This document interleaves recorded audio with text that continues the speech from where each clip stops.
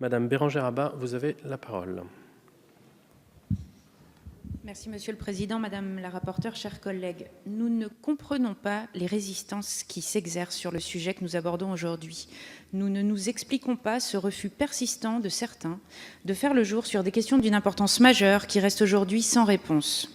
Cette motion de renvoi en commission suscite à la fois surprise et incompréhension, alors que la recevabilité juridique de la proposition de résolution et l'opportunité de la création de la commission d'enquête ont été démontrées, alors que la sûreté et la sécurité de nos installations suscitent des inquiétudes légitimes dans l'opinion publique, et alors même qu'à l'issue des auditions menées par la Commission Développement durable et Aménagement du territoire, de nombreuses questions sont restées en suspens, il apparaît indispensable de se doter des moyens nécessaires pour pousser les investigations sur le sujet.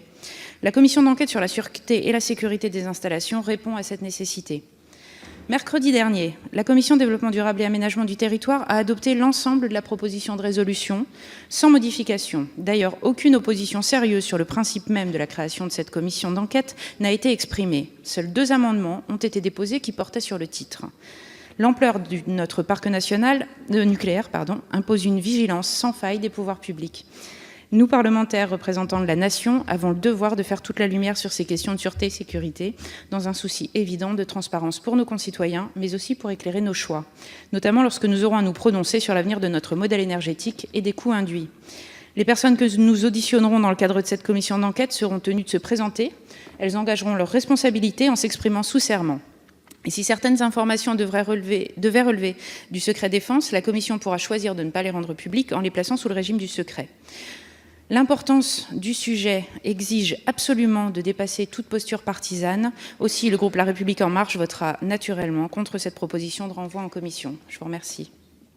Et pour ceux qui prendraient le débat en cours, l'ordonnance du 17 novembre 1958 prohibe expressément la création d'une commission d'enquête lorsque les faits ont donné lieu à des poursuites judiciaires et aussi longtemps que ces poursuites sont en cours. Il est cependant admis que l'existence de poursuites n'interdit pas la création d'une commission d'enquête lorsqu'elle est souhaitée, mais restreint son champ d'investigation aux faits n'ayant pas donné lieu à des poursuites. Conformément aux dispositions de l'article 139 du règlement de l'Assemblée nationale, le périmètre des investigations qui seront menées grâce à cette commission d'enquête est ainsi clairement, je crois, défini. Ces amendements n'ont donc tout simplement pas lieu d'être. Merci.